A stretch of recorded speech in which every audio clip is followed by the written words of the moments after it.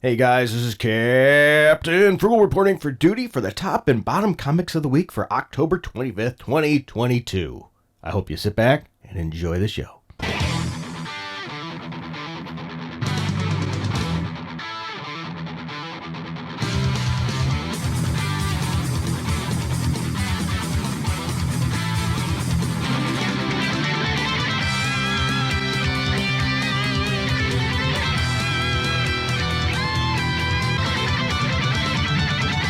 All right, guys. Just so you know, in case I sound a little different, I'm trying out a new microphone. I'm testing out the Maono PD400X.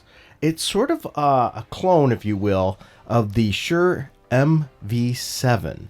And it's around $169.99. And I thought, you know what, this looks like a good broadcasting mic to test with. I could use it on my stand because I was using another good mic on my stand, but unfortunately, my computer's really loud. And that one, no matter what I could do, was always picking up a lot of sound. So I wanted something to help reduce that a little bit. And this mic has that, the MV7, or I think it's, there's also another Shure one that's very popular. It looks like that, I can't remember what it is off the top of my head. But it has a lot of rejection from the back. And so I thought it'd help. So let me know in the chat below, if you don't mind, do you like the sound of this mic, or did you like the sound of the previous mic that I was using? I just want to know your thoughts. It'll help me out. All right, so getting in there. So for those of you unfamiliar with the top and bottom three comics, what I do is I look at the comics I choose to read. I pick up ones based on what I've been enjoying or ones I want to try out. And I look at them objectively and I rate them on a scale of 1 through 10. 7 being average, because now I know some people, well, isn't 5 supposed to be average? Well, I'm going to like more of a traditional educational based system where a 7 is a 70%. So keep that in mind. So that's what I do, and I'm going to show you my top 3 as well as my bottom 3 and the ones that I read in between. This month I read 9 books. Now, just so you know, I don't have time to read everything or the cash to buy everything as well. So base it on that. If there's something I missed that you think I should have read, let me know. It's okay. Or something you're glad that I saved you money from buying, that's great too. Or if you just disagree with me, that's fine as well. Now, if you hear noise, there we go. Wiggle it really good there.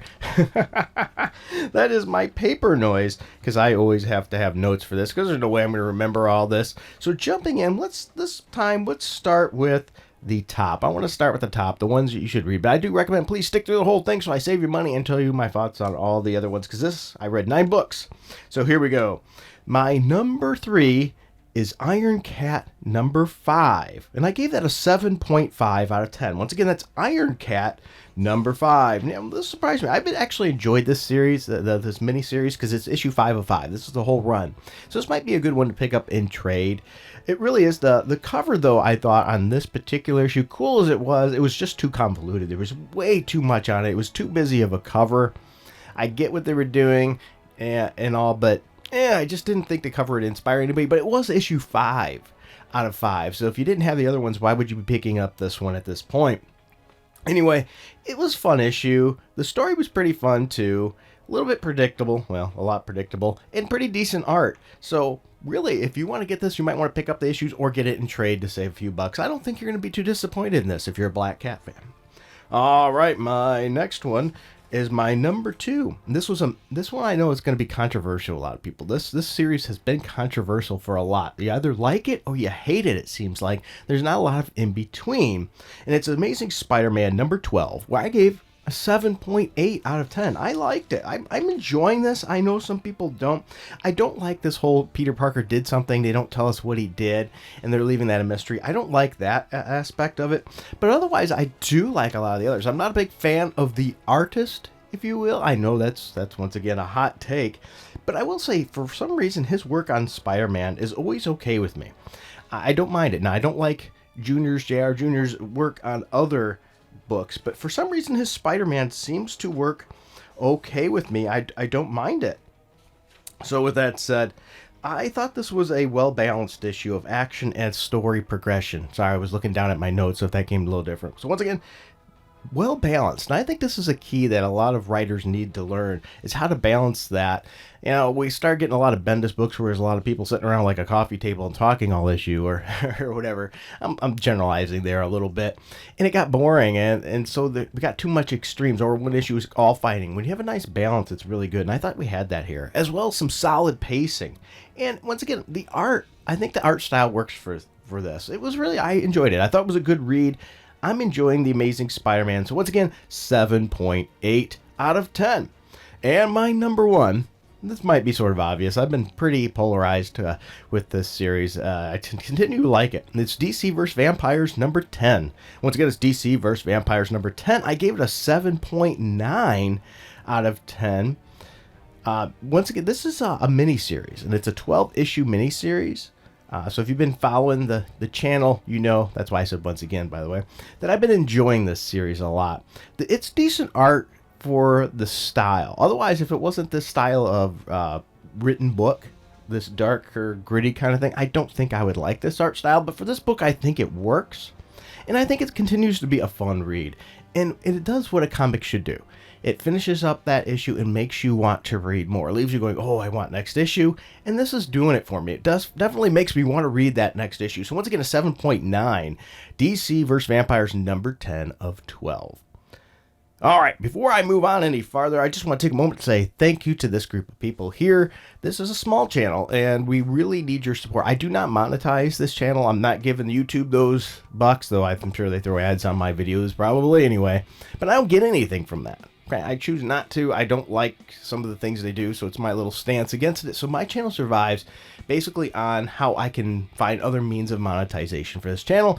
And Patreon and Subscribestar are two of the ways. You can even give a one-time donation or buy merch.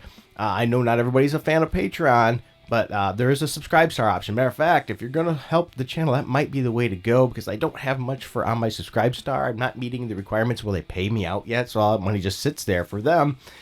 And I get nothing until I get enough people there. So if you want to help out the channel, maybe check out my Subscribestar. You're going to get special videos. You get additional additions to videos. You get special perks. You get background music that you can use for your videos if you choose to. Or I'm adding other things like background tracks to jam to. There's just a lot of special content. And I even sometimes do some random giveaways. So a lot there for you all to enjoy. All right, with the shilling out of the way, I know that gets some people, but hey, I have to support the channel somehow, right? So please help me there. Let's go into the bottom three, and then I'm going to give the leftovers, the best that didn't quite make it, in there. All right, so once again, these are my opinions. If you disagree, it's okay. My number 3 of the bottom of the bunch is Venom number 12. I gave it a 7, so notice that's still not a terrible score, but that's the problem with this series in general to me. It's always meh. It never really exceeds that. 7 out of 10. It has a decent cover. I like the cover. I thought the cover of this issue was particularly cool. The art, though, I don't know. It's like just near missing being really good. It's always just okay. Once again, the meh factor. And I'm still not a fan of this storyline. I'm not a big fan of this. It's just not my style of Venom that I like. And that's me. You might completely disagree with me there. And that's fine. I get it. So once again, that is Venom number 12 with a 7 out of 10. All right, 4. Are you ready to hear my number 2 of the bottom? And this one really is disappointing to me, because this is a series that I've enjoyed the title throughout the years, some more than others and sometimes more than others. So I had a lot of hopes. Well, it's Marvel, so I had a little bit of hope. We'll put it that way. And that's Thunderbolts number 3. I gave Thunderbolts number 3 a 7.1 out of 10. So let's discuss this here. There's several issues at the very that I have with this issue. Several issues I have with this issue. I guess I should have used a different word. But anyway, at the very beginning, it gives you a breakdown. Well, and it goes into Monica Rambeau. And I hear, being more experienced season leader, and that's just not true. That bugs me. Look, I like Monica Rambeau as a character. I think she's a phenomenal character. She's been underused, but she is not a more seasoned leader than Clint Barton. Let's be realistic here. She led the Avengers for a very short period of time where she struggled the whole time and was surpassed by Dr. Druid, and she led another team for a short period of time as well. Clint Barton has led a lot of teams. He's led the Avengers. He has also led the Thunderbolts, and he's, so why they're writing him as such a poor leader here is beyond me. I mean, I get it, it's for the story arc, but that's a problem I have when you have a big picture and then you mold the characters to fit your big picture of the story. Whereas a good writer is going to utilize those characters and what the nuances of the character and how they would work with that large story. So it's sort of what I like to call a Slottism. Dan Slott's notorious for that, big picture guy, but changes characters considerably to make fit the narrative. We're getting that here. And I'm not a big fan of that, though I do like to see the battle of leadership. I get that, and that's pretty cool. But it just is written out of character. Two characters, Clint Martin and Monica Rambeau, being underutilized and not written properly here. So I get the dysfunction part too, because if anybody's a fan of classic Avengers, they were a dysfunctional team. Heck, every incarnation of Avengers has pretty much been a dysfunctional team. And that's sort of what makes it nice. And we're getting that here too. But boy, are they writing them as an ineffective group. And I'd like to see them have a little bit of a win. The art's pretty good in this series. I do tend to like that. And I think at the end, I'm going to be a little bit of spoilers here. So just bear with me, just for the record. Spoiler alert! It's looking like, based on the ending of this issue, that we're going to get Mockingbird coming to the series. Maybe just for a visit or maybe join the team. I would like that. I like the Clint Barton Mockingbird connection there. I like having them together. I sort of wish they would get back together. What do you think? Do you wish they get back together too, or is that just me? As long as they don't Marvel it up. If you know what I mean. If you read the last Mockingbird series, you understand what I mean by marveling it up. Ugh. So anyway, it's 7.1. So really, it's still not too bad. Now we're going to hit the bottom of the bin. Okay, and this one, I can definitely say, don't bother wasting your money. And this hurts me to say, because I am a huge fan of this character, and they're destroying this character. And I know I'm going to get some evil comments and things like that because people don't get what I really mean. But that is, are you ready? My bottom of the bin is Tim Drake Robin, number 2. Yeah, Tim Drake Robin, number 2. Or I gave it a 6. Yeah, a 6 out of 10. Boy, this book is rough and continues to be rough. The cover does not make you interested in this at all. Heck, even the story title seems a little lame and doesn't make you interested in it, which is a real shame because Tim Drake is such an interesting character, but they've focused so much on the character's sexuality and changing it, which did not make sense. I'm a diehard Stephanie Brown, Tim Drake fan, so I'm biased there, so feel free to at me in the comments below, but I thought that was a really well-crafted relationship, and a really long-term relationship, too. And this just sort of chucks it all away, so I'm butthurt. Yeah, I'm butthurt. So it's not a phobe thing. It's just I like the other relationship better. And whereas this one just doesn't hold anything and doesn't add anything to it, really, except for the old traditional tried and true, should I tell my significant other that I'm a superhero? And we've seen that so many times. It's more interesting seeing the dynamic between two superheroes navigating through the challenges. And, you can even put some moralistic spin on what's the right thing to do and the wrong thing to do in a situation. It's just a lot of lost opportunity here. And the art is still absolutely atrocious. It's like they said, well, we know this book isn't going to sell well, so why don't we just put the crappiest art in that we possibly can and put no effort into it? Because it looks atrocious. And it just, terrible. I mean, I'm even a fan of the style of Robin outfit that he wears, his suit, if you will, and it just looks terrible here. Now, I will say this is a better issue. Number 2 is better than last issue. Much better than first issue, but still, it is not enough to make this a good book or to say they're turning it around and righting the ship. And there's cheap shots in panels, if you get that. They're a little bit on the nose. So the writer, she's inserting her views in the book and trying to make it like casual conversation. And you can get what they're getting at with that. And I hate when comic books do that. I'm more of a, let's be nuanced and show both sides and let people think for themselves. I love Chuck Dixon's work for that reason. He was really good at doing that when he was writing books like Robin. And we just don't get it here. We just get more one-sided dribble, and that is a shame. All right, so that's the bottom. Now we have to go with the middle. Now, just so you know, by the way, if you're interested in some tech things and things like of that nature, microphones, game controllers, things like that, feel free to hit me up in my DMs on Twitter. My side business is starting to take off pretty good, and I'm getting some really good availability of products that I can give you on good deals. Let's say that, so I can get you products on good deals. So if you're interested, DM me in my Twitter. So contact me on my Twitter, or you can email me. I have an email address here, and say, hey, I want a Nintendo Switch controller or something, or a Pro controller, or a microphone, or a USB audio interface, or whatever. Just hit me up, and I'll see what I can do for you. Maybe I can help you out. It's just one of my ways to help others and be able to save you a lot of money and help the community, because I think that's what it's all about. Let's help each other out. All right, with that spewing down, let's talk about the ones that didn't fit, that were in between the top and bottom. Okay, this one, it's one that I wish was a little better, and that's DC Horror presents presents Sergeant Rock. I almost said The Rock, right? Big difference. Sergeant Rock vs. Army of the Dead, number 2. I gave it a 7.15 out of 10. It's not bad. I just wish that the cover artist, which is phenomenal cover artist, and I understand he's known to take a long time. I get it, but I would love to have art like that throughout the rest of the book. This would be a much higher score, but I will say the story is well written. It reminds me of a B movie. And it's written by Bruce Campbell, and it fits so well. I love that aspect. I'm not saying this is a bad book. Notice it's a 7.15. And so it's written like a B movie, and I think that's a great thing. It's just the art I'm still on the fence about.